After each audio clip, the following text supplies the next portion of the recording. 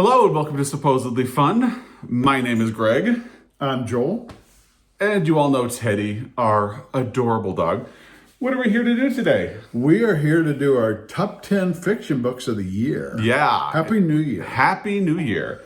Happy January. Happy everything. Yeah. So we'll get to the list pretty quickly. This is our top 10. I have an honorary mention, honorable mention. We will follow up with lists of our best nonfiction books of 2024, our almost best books of 2024, which would be, if this is our top 10, it would be sort of like 11 to 20. Right.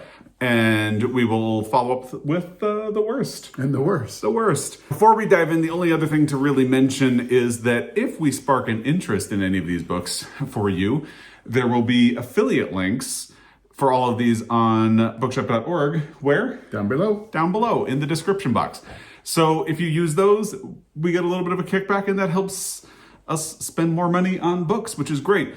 Otherwise, you can use your local independent bookstore. I'm wearing a Montana Book Company t-shirt underneath my flannel, which is kind of hidden by adorable Teddy. Or you could use your local library. And without further ado, let's get into it. Do you want me to do my honorable mention first? Sure. Okay. Because it's really cute. It is cute. And I forgot to grab it. We still have it from the library. But my honorable mention is A Christmas Memory by Truman Capote. I read that for the first time about a week ago, right at Christmas time. And it was the first time I'd read it. I loved it. It's a collection of 3 short stories, and that's why it's an honorable mention, because I feel like I'm fine with putting a story collection in a top 10. I'm fine with putting a novella in a top 10, but just 3 short stories. It feels weird, and I feel like I don't know where to put it in the top 10, but I kind of want it to be there. So I'm going to include it. I know a lot of people aren't super into short stories, but I'd say the first and the third in that book are among my all-time favorite short stories now. The first one being the titular story, A Christmas Memory. Yep. And then there's One Christmas and The Thanksgiving Visitor. And so The Thanksgiving Visitor is the other one that is probably an all-time favorite for me now. And I think it's going to become an annual Christmas tradition for me now from Truman Capote. These are stories that are inspired by his childhood and Christmases that he had, and they're kind of sad but also beautiful. Yeah. And I liked it. So I'm only on the first story. I have the other 2 stories to go, but I'm enjoying it. Yeah, it's a really good book. I would highly recommend it. So that is my honorable mention. Okay. Who should go first, you or me? Do you want to go since I already did one? I can go because we're going to probably, when it matches up, we'll be on the same page. Okay. A few things. Yeah. So my first one was The Pairing by Casey McQuiston. Which is a very good book. It's a really good book of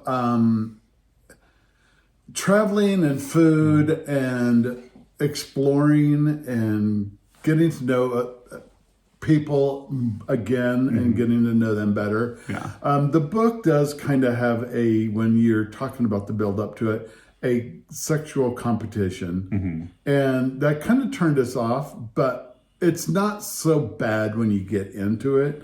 But I still really enjoyed it. Yeah, I agree, because I was put off by the book for the same reason, because the sort of competition, you have 2 exes who were supposed to go on a European food tour together, and they broke up before they could do it. And they have put off going on the trip, and now it's like the last time they're eligible to go on the trip before they just lose the money. Right. So one of them decides to go on the trip before losing the money and gets to the tour, and the other one is there as well for the same reason. So to show how okay they are hanging out with each other, they start seeing who can sleep with more people during the trip, which sounds gross. But the way it's handled in the book is not gross at all. It's actually a very fun and sweet book. It is. And I don't want to say too much about the ending, but I kind of liked how it ended. I did too. Yeah. Yeah. So. It's actually a really sweet romance from the author of Red, White, and Royal Blue. And it's really cleverly done. It ties in food, which I think is great. Yep. And our son is off traveling and having an adventure at the moment. So, yeah. Yeah. Yeah. It's just a great book. Love it. Yeah. And actually, that is a perfect way to start off the list, because I think in 2024, we really leaned into cozy reads. Yeah. For obvious reasons. So there will be some cozy books, some dramatic books as we work our way through. And going in a vastly different direction. And a sad book, too. So yeah. Going in a vastly different direction. My number 10 is James by Percival Everett. And this was actually a really good reading year. I enjoyed that. Yeah, because the fact that this comes in at number 10 says a lot about the quality of the books that I have read this year. And a lot of the books that I'll talk about in my almost best of the year could easily have gotten in. So it was really competitive. I am willing to bet you already know what James is. If you don't know, I don't know where you've been or what you've been up to. Probably living your life, hopefully, and having a good time. So this is a sort of reimagining of Huckleberry Finn by Percival Everett, who has been a Pulitzer Prize finalist and a finalist for the Booker Prize twice, mostly known for The Trees until James came out. I feel like this is now the book that he is most known for. And he does it in a really clever way. I feel silly talking about it because I feel like everybody has heard all about this, but all the good things you've heard are true. And he reimagines Huckleberry Finn's companion, as James, as he comes to be known. And he plays around with the ideas of writing and representation in the book. And James is a very intelligent man in this book, which I really appreciated. And he just has to know code switching. He has to pretend to be ignorant in order to survive in the world. And it's very cleverly done. I had been put off by the ending when I first read it, but the more the book has sat with me, the more I think there really isn't any other way he could have ended the book. And really, it's just a big departure from Huckleberry Finn. And somewhere along the way, someone pointed out to me, right, but the ending of Huckleberry Finn is kind of dumb. So it's probably good that he got away from that. So I know you read this as well. I did. I enjoyed it a lot. Yeah. So. And the ending, I can see where he went with it. So I kind of can appreciate it. Yeah. So coming in at number 10, which again, just goes to show how strong this was as a reading year. What do you have as a number 9? My next one, now that I'm looking at it, is really one of my favorite books. So it kind of tells me the rest of my list must be pretty good for me. Yeah, for sure. But Matt Haig's The Midnight Library. Which I really need to catch up Yes, to. you do. Because I love this book so much. So The Midnight Library is a place that's between life and death. And it's about Nora Seed, who really regrets a lot of things in her life. It's a sad life. It's not a great life. And she finds herself in the Midnight Library. And the library is nothing but a bunch shelves of books, a library. Heaven. And not for her. Oh, yeah. No pun intended. But each book is, if she would have made a different decision in her life, where would her life have gone? And it really gets, so she picks a lot of books, and you kind of see a lot of different ways her life could have gone and what her choices could have been. And I really appreciate how the book ended, because I really enjoyed it. If you haven't read this, I really recommend it. If you really want a book to kind of make you think about some of your choices in life, maybe they were all good. Maybe your life is right where you wanted it to be. But if it isn't, and you're like Nora Seed, it kind of makes you think and appreciate what you have. Yeah. So highly recommend this. I love, and everybody I've sent this to has loved it. Yeah. So. Everybody, we've talked to a lot of people who love it. And I think pretty much everyone has said the same thing, which is that it does make you think about the choices you've made in life. And to your point, not all of those people are unhappy with where their life is, but it does make you think about different things that you could have done. I mean, I hope you're not unhappy I'm with where happy your where life my is. life is, but I've made a lot of dumb choices. But would those choices have put me in a different direction where I never would have met you? So maybe you have to take some of the good and some of the bad. Yeah. So I definitely need to catch up to the Midnight Library in 2025. Loved it. Were you going to say something else? Or? No. Okay.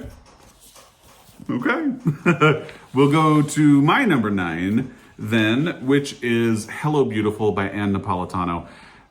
So in the last few years, I have found one of my favorite books of the year in the month of January, which kind of puts a little bit of pressure on January. Now, I had a really slow start to the reading year in 2024 and dragged my feet for the first half of the month, finding inspiration to get reading.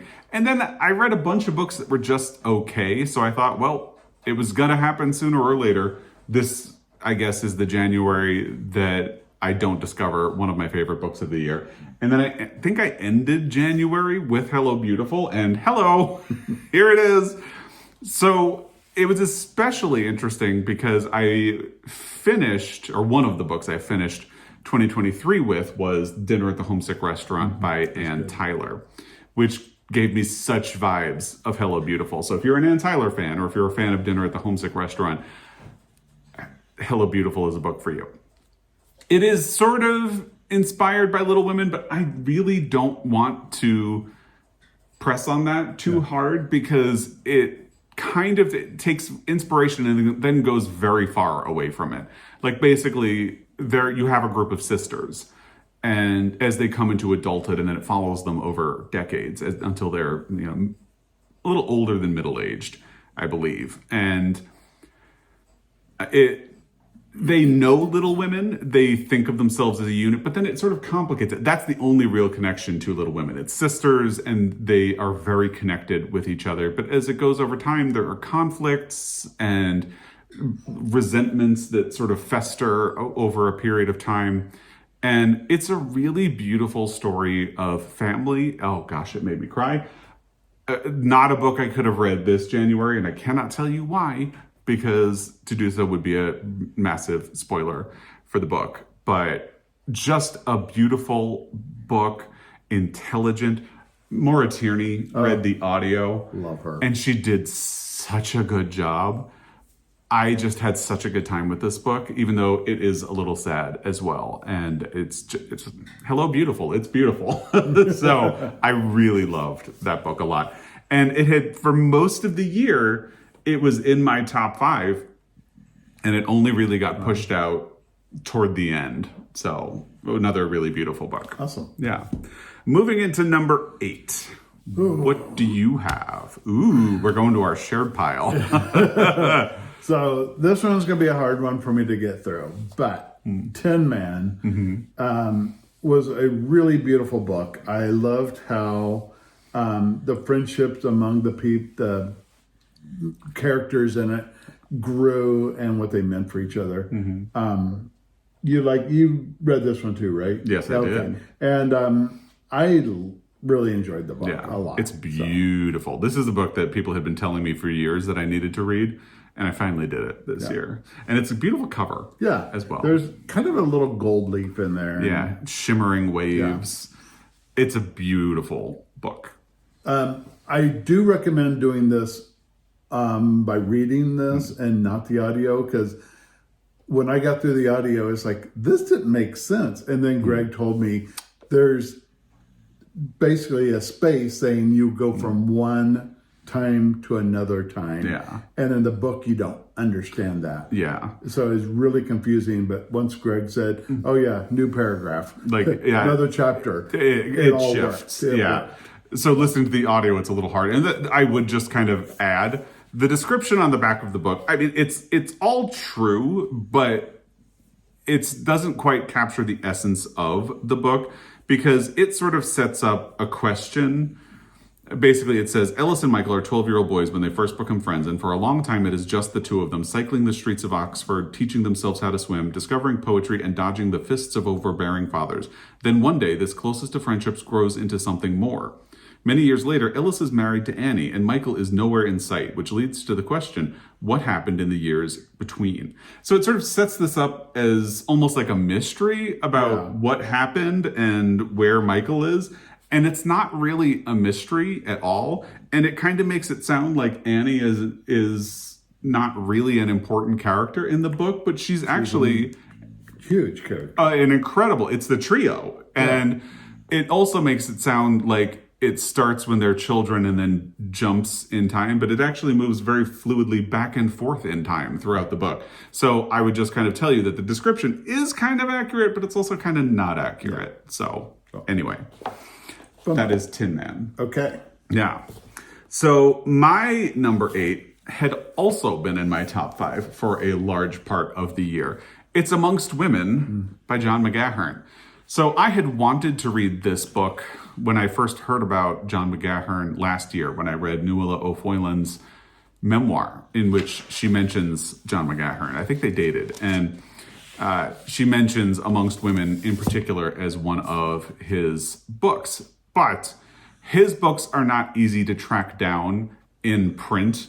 A lot of people point out you can find some of them online. This is actually the only one that does not have an affiliate link on bookshop.org. So, there's proven point right there. So I wanted to get this one, and we tracked it down in Ireland. I knew we would. And I actually read it while we were still traveling around, and I loved it. I thought this was really great. Speaking of Ireland, did you know we went to Ireland? I did. What do you have? I have, well, it's not really a sweater, but it's kind of a jacket that is kind of a sweater-esque look. And it's super warm, and a very nice man got me a clouded green pen, so it kind of means that I'm taken. Yeah, there you go. Just had to point that out since we were talking about Ireland. So anyway, this is the story of a family, and it's really interesting. If you've read The Virgin Suicides, I know a bunch of people who have read it and kind of thought, well, it's a little odd that you have this novel that is about the Lisbon sisters, but it's really from the point of view of the neighborhood boys, and you never really get to access the point of view of the girls. Something kind of similar happens here, because I feel like this is actually a book about the women in the family. I mean, it's literally there in the title.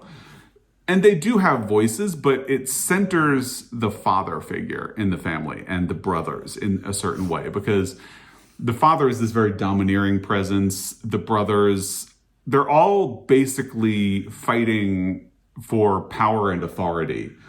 And quietly in the background, the sisters are the ones that are keeping the whole family together.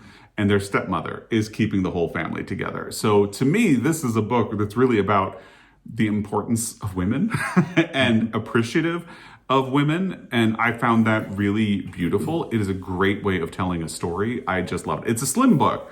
And so if you can track down a copy, it's less than 200 pages. It's 184 pages. It is gorgeous. It felt heartbreaking to bump this out of my top 5. It was really good.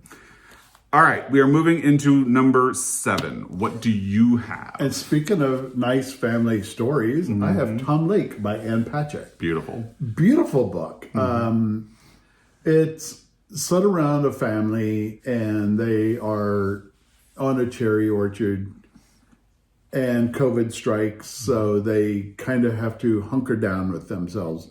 And it's a story about the mother who could have been a big star, but chose not to. And it's kind of her story of going into it. It is narrated by Meryl Streep, which is absolutely beautiful. But I can honestly see Meryl Streep playing the lead character in this. They need to do that. It's just kind of an aging actress who chose to be a mother. And it's gorgeously written, and you kind of feel you're with them all the time. Beautiful story. Yeah. That was one of my favorite books last year. And I think over time, I've grown to like it even more, because it's just such a beautiful and subtle story. So much work and thought and care goes into the crafting of Tom Lake. And it kind of needs to sit with you a little while for you to really appreciate just how beautiful it is. And I love it. And I think I read this earlier in the year, and it stayed up there for me. So yeah. So very good book. My number 7 is, can you help grab that one? It is Small Joys by Elvin James Mensah. Another book we got on our Ireland and Scotland trip. I got Amongst Women in Ireland. This one we got in Scotland at the Golden Hare Bookshop. Oh, that's such a cute store. Edinburgh. My favorite independent bookstore in Edinburgh. If you are there, go. It's a gorgeous store too. And it's right there at Dean's Village and Circus Lane, which is just a gorgeous area of town to just stroll and have fun. So really you need to see those things anyway. And while you're down there, go to the Golden Hair Bookshop. So I had wanted to read this for a very long time because I heard about it from Sean Breathe's books a while ago. And I really wanted to read it. Recommended that my library purchase a copy. They never did. I kept waiting for it to show up in paperback or at a bookstore. I could have ordered it, I guess, but I just kept waiting for whatever reason. And the audio never showed up on any of our subscription apps. And when we walked into the Golden Hair Bookshop, it turns out this had just come out in paperback in the UK. And actually, I like this cover better than the US one. What a beautiful book. It is about a young man who is kind of struggling, and it's just such a beautiful story about friendship and acceptance of yourself. And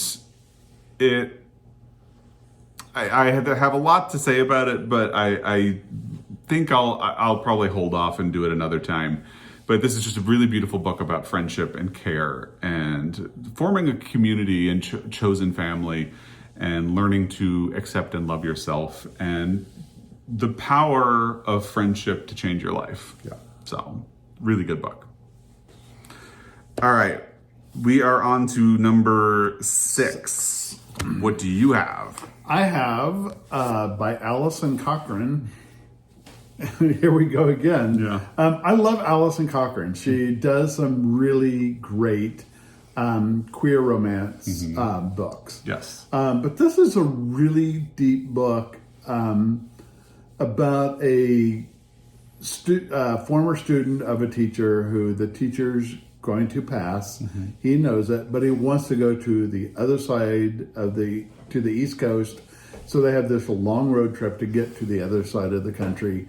And so the student is taking him, but the professor wants her to take another student who is her ex. So it's 2 exes on a road trip with a professor who's going to die. And it's a beautiful book on treating people who are going to pass with very much respect. 2 people who were in love, falling back in love. To me, this book has one sex scene, steamy scene, but I found it beautifully written. Yeah, it actually is one of the best spicy scenes I've ever read. Yeah, it's simply beautiful and artistic, and I love how Alison tied it into the book. Great book for chosen family and people that mean a lot to you and things you will do for them. It's just a great book. And I would also say, I think what's great about that steamy scene is that it's really about the connection between the 2 women. It's not just trying to titillate the reader. It's showing it as an extension of their relationship and the care that they have for each other. So it is really very beautiful. All right, my number 6. I'm kind of cheating, and I think you might do the same thing. So I'm lumping 3 books. Thank you. Teddy's asleep on my arm, so I feel a little at a disadvantage here. I'm lumping 3 books into one. So the first one that we read was Just for the Summer by Abby Jimenez. It's actually not the first book in the series. We did not know that when we read it. Part of Your World is the first book in the series. And then the second one is Yours Truly. I'm lumping them all together. I think my favorite is still Just for the Summer. And somebody commented and said that they think the first Abby Jimenez book you read is always going to be your favorite. And I think that is kind of how it has been for both of us. I think so. Yeah. It's in this, the characters, the main characters are a little different, but it's in the same universe, and you get to know all the characters. Yeah, for sure. And the protagonist of the second book is the best friend character in the first book. And then there's another tie back in the third book. There's one coming out in 2025 where you actually meet one of the protagonists in Just for the Summer. And it creates this really beautiful universe. Each of these books is really a sweet romance. I mentioned we kind of leaned into cozy reading, and these definitely have that. And we really like romances with a great connection between the protagonists. These have that. And they also deal with difficulties of life. The protagonist, or one of the protagonists in Just for the Summer, had been a foster child and grew up within the foster care system. And it really helped me process things about our foster son. And the character or one of the characters in Part of Your World is dealing with her family and the love or lack of love that they show for her, but the expectations that they have for her anyway, which is something I've kind of struggled with in my life. So I have found catharsis, like this big emotional release from every single one of these books. And the way the two characters in Yours Truly connect and get to know each other is beautiful. Yeah. So, huge fan of these books. And one of the main characters in Yours Truly has some social anxiety issues, and how they deal with it, and how a amazing supportive partner will help you through that. Yes. So there's more than just the romance in here, but the backstories in all three of these books are absolutely beautiful. Just lovely. And I would also say, speaking of Alison Cochrane, not this book, but one of her previous books, The Charm Offensive, also deals with a character who has depression and anxiety. And it's also a really beautiful book because of how the characters help each other through that. So, yeah, for sure. It's just something that really gets me. Yeah.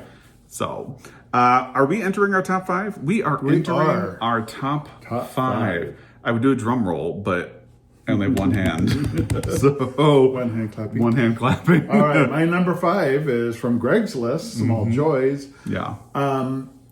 This I will go into probably a little more than what you want. Yeah, I spoiler alert. Well, not spoiler alert because it's here. I knew we were going to talk about it again, right. So I figured we could talk about it together.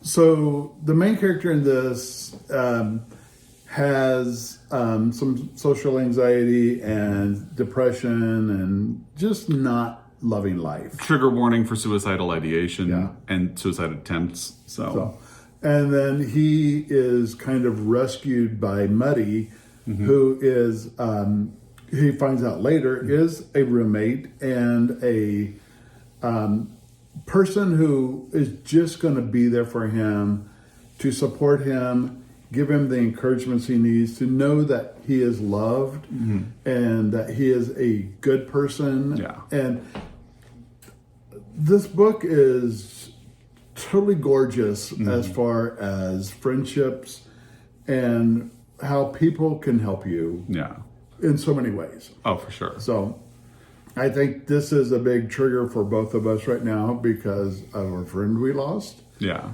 But that friend is somebody who helped pull our family together and pulled us together and just gave us that person we needed to kind of lean on. Yeah. There's a really beautiful thing, and we're going to try to be careful about this because I don't want to cry. But if you follow along in our December wrap-up, we talked about losing a very dear friend who was like family to us to cancer. And the thing is, in this book, the thing Muddy said, he sees someone who's struggling, and Muddy is just this big hug of a person. He's such a great character. Just a ray of sunshine. One of my favorite fictional characters, I think. Yeah. Yeah, he's totally up there because he's so endearing, and I would love to see this as a movie. Yeah. Because you would have to get that right person to be Muddy. Yeah, you really would. And if you got it wrong, it would feel devastating. So bad. Yeah.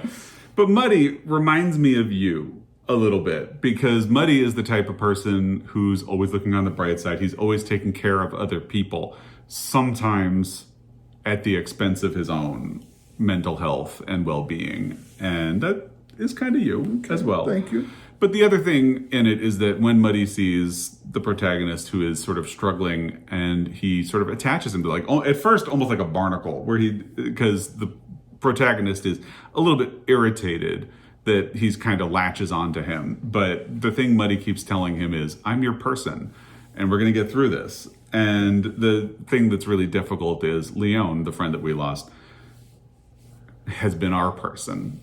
And that makes it really difficult and also beautiful. Yeah. But I think this is a book I'm going to be recommending for a long time. Highly recommend. Make this, if you have not read this, make this a book in 2025. Yeah, and there's a character, the characters are all pretty great. I do think the female characters get a little bit of short shrift because they're not in the book as much as the men. But they're fun, and they make this chosen family a family.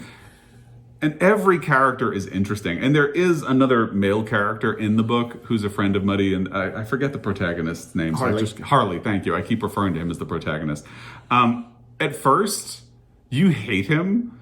And by the end of the book, you might still hate him, but you respect him. Yeah. And you kind of grow to like him a little bit. So it's just such a great book about people in all of their complexity and the power of kindness. Small joys, in fact. So. Exactly. Going back to My Midnight Library and in this book, they both deal with some suicide attempts. And if those are triggering, be warned. Yeah. But it kind of makes you really appreciate a lot of what you have in your life. Yeah. And I think Harley does appreciate and has become aware of how good he is. Yeah. He doesn't think he is. And I think we have subtle themes because tying into Part of Your World by Abby Jimenez and going back a little bit to Here We Go Again by Alison Cochrane, there's an idea of the family you make when your actual family is not giving you what you need and kind of hindering or hampering your life, in fact. And it's a really beautiful message for a lot of people, I think.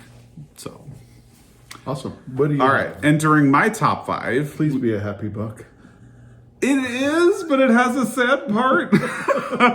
But it's mostly happy.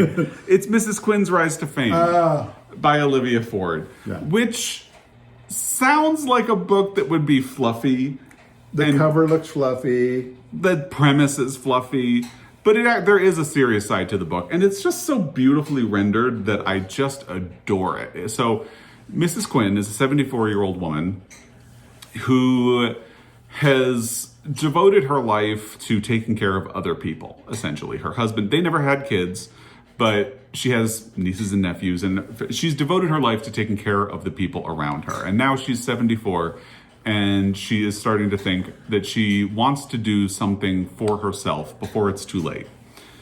And she applies for a show that is clearly a stand-in for the Great British Bake Off, and she gets on the show.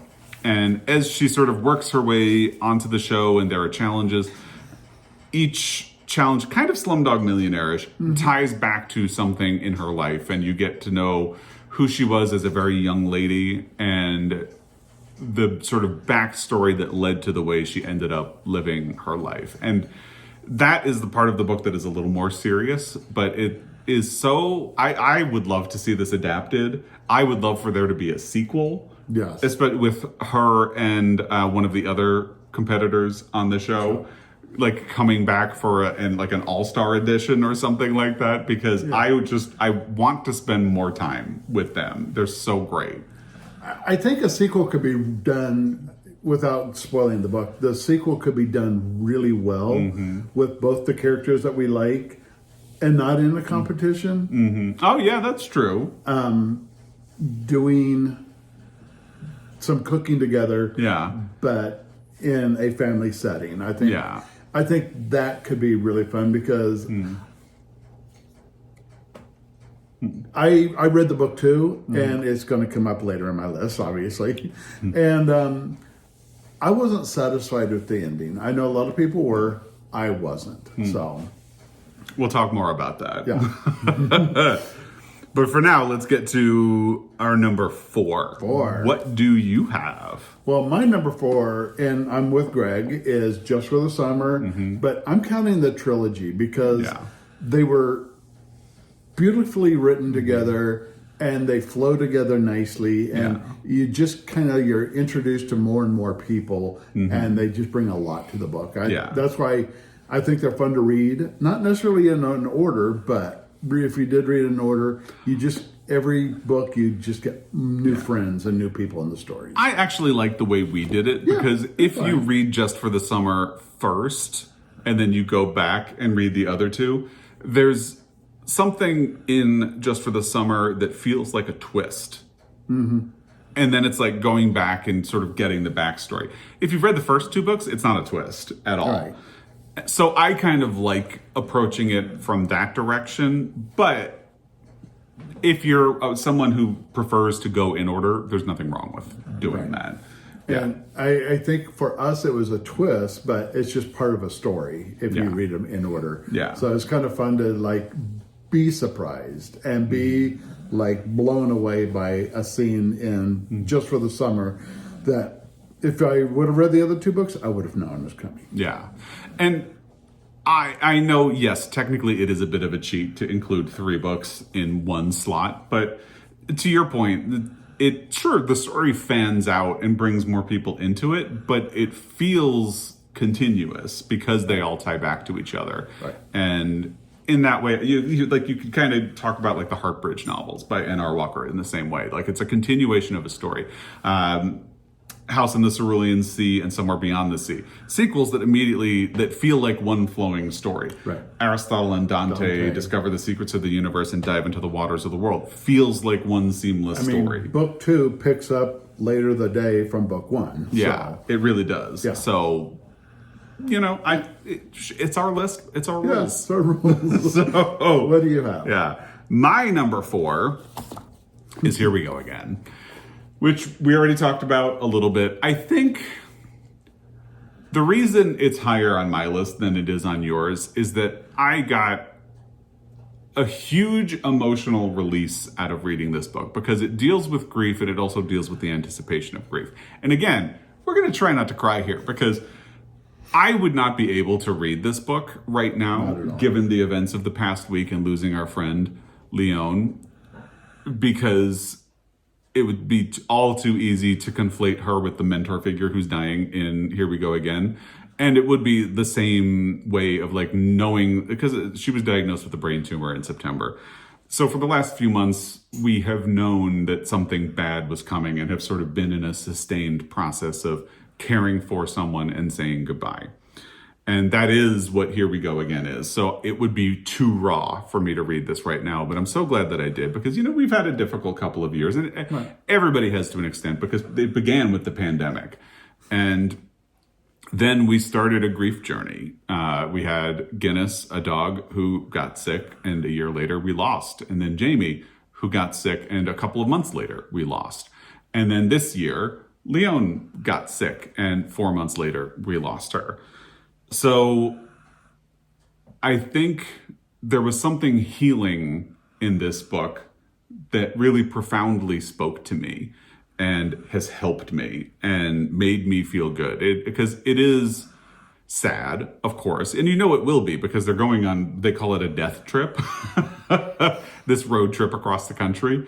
And that from the beginning, but it says such beautiful things about life and love and how those things don't go away. And one thing I have learned a lot in recent years since we have been on this grief journey is that grief is love. And my therapist taught me that, credit to her. And it does help me because you grieve something because you have loved it. And that also means you carry it with you forever. And that's sort of beautiful. And I'm going to stop because I don't want to cry. But there was a really beautiful message in this book that hit me in all the feels, basically. So that was my number 4. We're like emotionally spent and we have a couple more to go. Exactly. So we're going to laugh and hopefully. Well, I'm going into number 3. I think it's also your number 3. It is. Okay, so we could talk about this together. Yeah. Like for real this time. I loved this book. Yeah. Oh my God. The Snow Child. So good. I'd been kind of curious, so I knew about this book for a very long time because it was a Pulitzer Prize finalist. I believe it lost to The Orphan Master's Son by Adam Johnson, which I haven't read for my Pulitzer Prize project yet. And I have to say, I feel like I messed up because I read this and I love it so much that now I feel like I'm going to read The Orphan Master's Son with one eyebrow up and being sort of suspicious, like, are you as better? good? Are you better, really? And I've known about it for years. I was a little like, well, the premise sounds kind of weird. I don't know about it.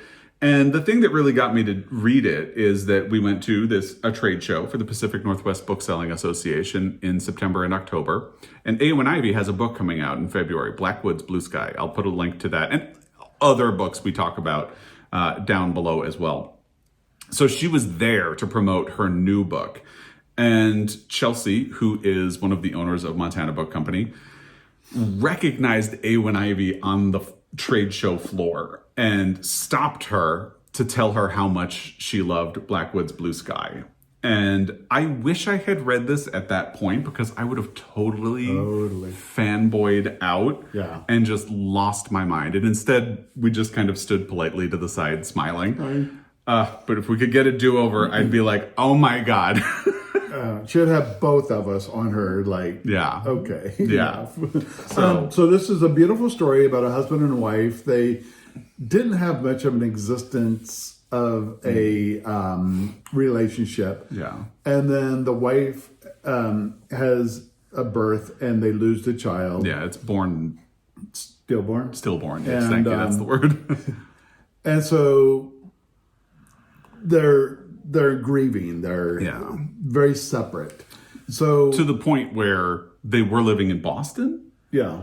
And moved to Alaska in the 1920s. 20s, yeah. And just because the wife in particular is so stuck and she feels like everything around her is reminding her of her grief, she feels like a failure. So they end up in Alaska. But they go to Alaska to live off the earth, and she was looking forward to that because she wanted to give back. She wanted to contribute to the family. So the child dies, they move, they go to a party and have a couple of drinks, and then coming home, they build a snowman. And then the snowman turned into, well, let's put a coat and a scarf on it. And then it turns into a kid. And then the husband gets out his pocket knife and gently and beautifully carves a child's face into it. Yeah.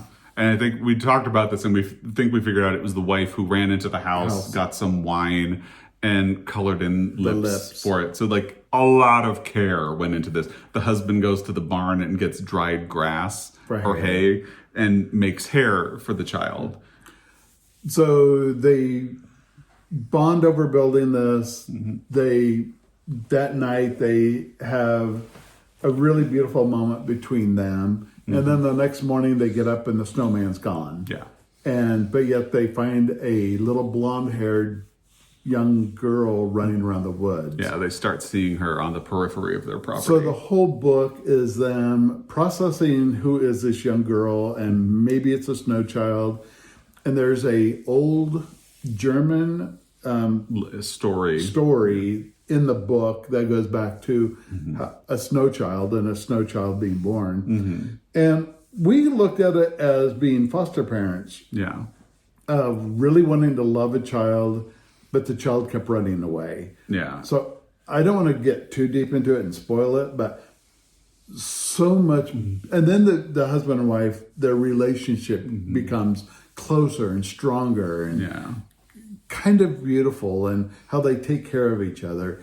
And honestly, this book just blew me away. I didn't think I was going to like it that well, but I absolutely loved it. I wasn't sure what to think of it, because I think if you go into this book expecting more fantasy elements, because there's the whole myth of the snow child, and there's the question of whether or not the girl in the woods is a snow child, you're going to be disappointed, because it feels grounded in realism in a way that kind of defies thinking of this as a sort of magical or fantastical book, but yet those elements are there. And I thought A1 Ivy did a really great job balancing them all throughout. And the writing is beautiful. Yeah. Like that moment when they have that sort of, when they've been through so much grief and been so distant from each other, and they sort of laugh and joke around with each other and have a snowball fight and then build the snow child.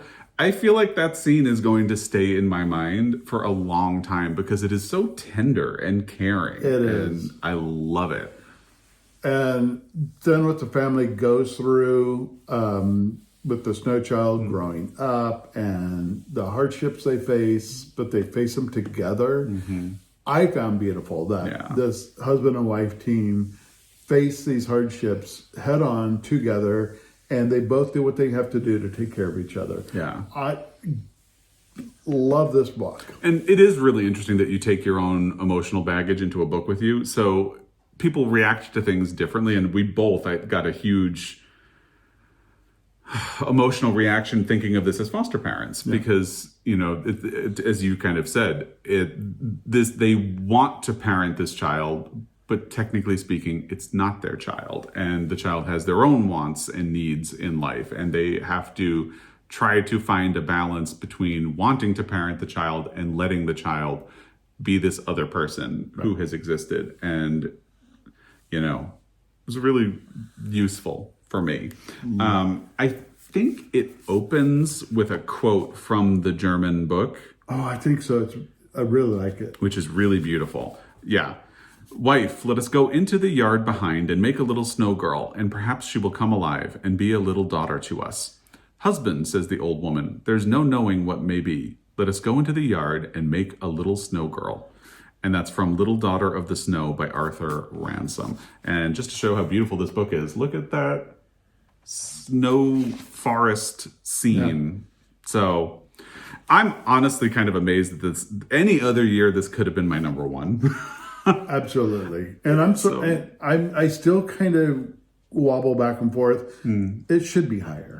Yeah, I struggle with that too, especially with the number 2 book. I feel like in my mind I've swapped them back and forth a lot. Times, yeah. So we're at the point where the distinction between which book is better is almost meaningless. It's like judging the Great British Bake Off. It's just fine hairs of who made the best cake and what we're picking apart here. So. Yeah. I think so. So I honestly don't really know how I defined the top 3, but and so many other people read this in the month of November and carrying into December, and they also really love this book. So I want to read A1 Ivy's second book, To the Bright Edge of the World, early this year, and then Blackwood's Blue Sky will be coming out on your birthday in February. Yay. So, do you want to introduce our number 2 book? Yes, because I believe we have the same number 2. And we don't have a copy of it, but I'm going to hold, it's a sequel, so I'm going to hold up the first book. So it's Somewhere Beyond the Sea by T.J. Klune, which is a sequel to The House in the Cerulean Sea by T.J. Klune. I think the reason we don't have a copy is because we have a paperback. We can sometimes be sticklers about wanting books to match. I'm more of a You are much more of a stickler about wanting books to match. So we're going to wait for the paperback so they will match. Yeah, go well together. And as I said earlier, I kind of hinted that this was going to happen on the list because I talked about how Somewhere Beyond the Sea doesn't really feel like a sequel to The House in the Cerulean Sea so much as it just feels like it effortlessly flows from the same book. And I think the only reason I put this with a little bit of an edge over The Snow Child is that there's such beauty in this book. There is. T.J. Klune explains it in the afterword, but I'll steal and spoil one part of the afterword because it doesn't really matter. But he decided he wanted to be the anti-J.K. Rowling because people would always ask him, what do you want people to get from your writing? And he kind of eventually came to the idea, I want to be the anti-J.K. Rowling. Instead of spreading hate and division and fear, I want to spread love and inclusion and just chosen family and all of that. And that's what these books are. So in the first one, you have what is Linus Baker. Who works within the department in charge of magical youth. And he kind of like the foster care system. So another underlying theme, because part of your world or Just for the Summer had a foster child. We kind of talked about our experience with the Snow Child, and now it's mimicking foster children. And it is. It's mimicking foster children, but magical children. And because I almost didn't read the books because of the magical children, and it's Same. just like, that's ridiculous. Just read the book. And No. I mean, it's been on my top 3 for both books for 2 years now. Yeah. So if you suspend it and kind of how does it relate to you? Yeah. And foster children is a good one for us. Yeah. That's a gorgeous story right there. But that's a very good point, because I feel like, again, we all bring our own emotional baggage into a book. You could easily read this book and think that it's talking about the queer community. You could read this book and think it's talking about race.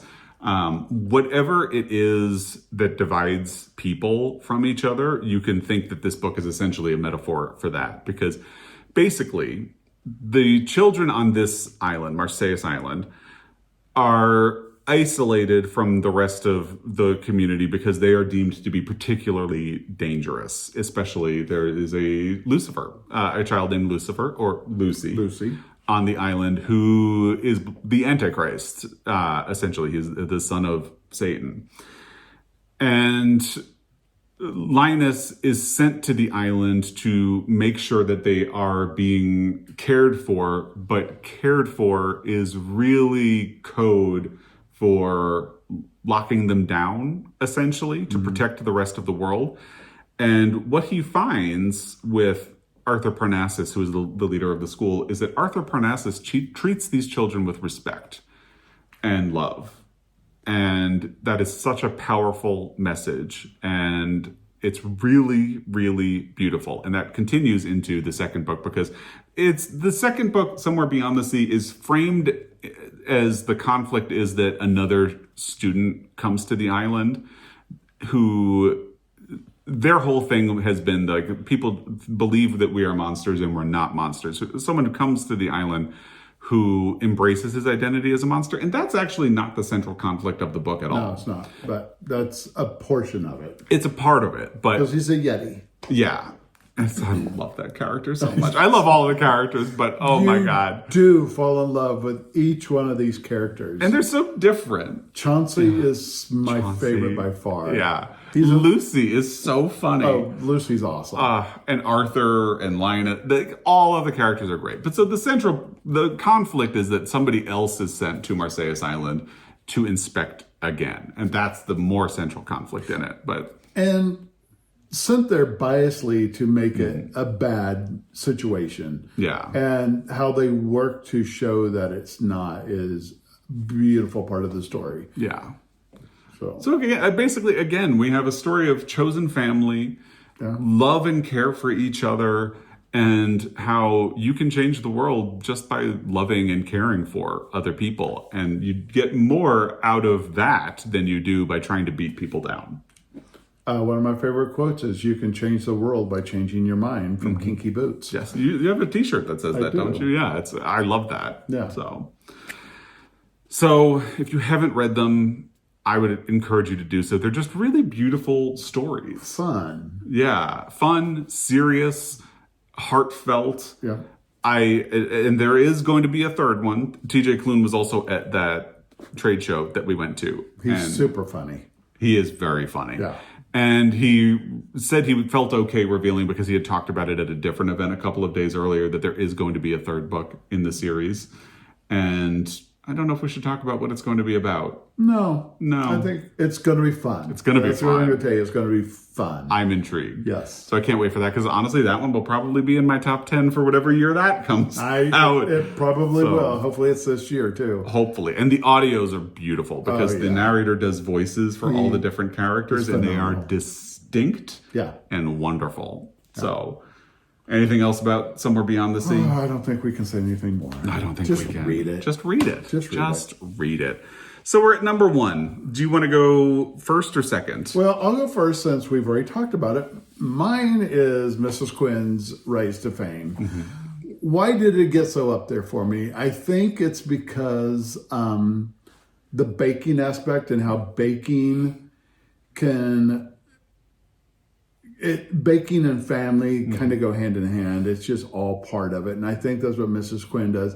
Also, Mrs. Quinn just decides, after 77 years, I want something for me. Mm-hmm. And her choosing that. Yeah. And also she also knows part of her past is on the dark side and is going to become a problem. And she doesn't want it to be, and it does, but yet how she fights for it. And I just thought it was a great book on this little housewife taking charge of her life, and this is what she wants, what she's going to do, what she's going to leave behind. I thought it was a beautiful book. And I think there's also something really beautiful about it, because since she has been a housewife, since she has not had a career, since she hasn't had children, she feels like she doesn't have much to offer the world. And throughout the book, she learns that she does. And she has the whole time, because she has been such a caretaker for the people around her. And her food and her baking is an extension of that. And so she has this incredible skill that she hasn't valued, because society has kind of told her these aren't things that matter. And she learns that they do matter in the course of the book. And all her bakes are from her past. Again, it's a Slumdog Millionaire kind of thing. She can bake this so well because she's baked it so many times for so many good reasons. Yeah. And I didn't care for the ending. I thought it could have been done a little bit more, for me, a little bit more loving. But the ending's good. It is good. I had no problem with it the way it was. I do think the way you wanted it to end would have been better, but I don't think there's anything wrong with the ending. And clearly, you don't really either, since it's still your number one book of the year. Yeah. And I think the distinction, it's kind of like with Here We Go Again. Like, I think it's higher on my list than it is on your list, because I had a really strong emotional connection to the message. And I think the same is true for you with Mrs. Quinn. It was. And also, I think it also... my connection with this was really good too. Yeah. So, honestly, if we kind of sit back and look at all this, we have a theme here. Yeah, we kind of do. And I think we're just realizing that as we talk about these, but we're doing therapy on ourselves. But I loved my reading year. Yeah. I had a lot of good ones from 11 down to, I think I did 80 books this year, 79, 78. And I had a lot of good books. Yeah, when we same. get into our nonfiction, you'll get some of my higher ones too. So You had an incredible nonfiction year. I'm kind of jealous of that. I really liked my nonfiction year. Yeah. Really good. So stay tuned for that. Yeah, we'll talk about that next. Yeah. So, speaking of, my number one is actually something we had spoken about earlier as well. And one of the things I love about doing these videos with you is that we do read a lot of the same books, and they hit us in very similar ways, but a little differently. We take a little something different sometimes. So this was Tin Man by Sarah Winman. Was where was it on your list? 8. Number 8. 10, 9, 8. I think this is the reason I think this one edges out Somewhere Beyond the Sea and The Snow Child is that I kind of think this is going to be one of my favorite books. But I think those are too, which makes it really difficult. But I just really responded to this message because, again, it feels very linked to Small Joys. Because to me, this is a book that is about the small kindnesses that make a difference in someone's life. I think there's a part in the book where one of the characters is being sent to live with his grandmother. And I'm not going to elaborate any more than that. But the home that he finds, like just the simple thing of like tiny, seemingly unimportant things that his grandmother does to welcome him into the home, all kind of made me cry because they're so simple, but they meant the world to him as a child. And I think that is the thing that really jumped out to me from this book. It's also gorgeously written. Yeah. And I think the relationship between the three characters is so fascinating. And again, tying back to a lot of the other books that we've talked about, the family that they form, the bonds that they form, and the way they change over time. And just, again, going back to small joys in particular, the small kindnesses that people form. I have to look for it because I don't have it in front of me, but Lindsay Lynch, who wrote a book called Do Tell, read this in 2024, and it was one of her favorite books as well. And she wrote such a beautiful review of it, like she took a picture of her staff pick for it. And I loved it so much that I took a screenshot of it and texted it to my sister, my older sister, who also read this in 2024. And this is also one of her favorite books of the year. And I said, why is this the perfect review of that book? And she said, oh my God, it is. I'm crying. So what I will do is I will find the text of that review and I'll include it down below because it just sums this book up so perfectly. And it's really beautiful. I mean, I want to say it's an all-timer, but the truth is I think I have a lot of all-timers in this list, like Small Joys. I really think I'm going to be recommending that book, referencing that book. It's going to be in my heart for the rest of my life, probably. And the same is true of Tin Man. The same is true of Somewhere Beyond the Sea and The Snow Child and Hello Beautiful, which was only at number 9 on my list. It's just been a beautiful reading year. I think we should do a video of, I can go back to 2021, maybe 2020, and look at our top 1 or 2 books and bring them together and just see how those rank among them. Yeah. Or what we find to be the best of what we've been doing since COVID. So, that's kind of when I started and joined in on the channel. Yeah, so. I think I did do a video like that earlier this year, but without you. Wow. I know, I'm sorry. What do you do? But I think it would be really interesting to do it with you and have that sense of reflection. However, since you started joining in my best of videos, that was sort of your entryway to this channel. Yeah. Because I got you on to talk about our Colorado bookstore tour. Oh, that's right. I kind of like forced you, like we're doing this together, and you were so nervous.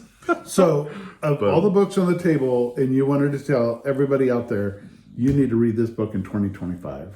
Oh, God. Is that too hard? All of them. I mean, honestly, all of them. Let's go with all of them.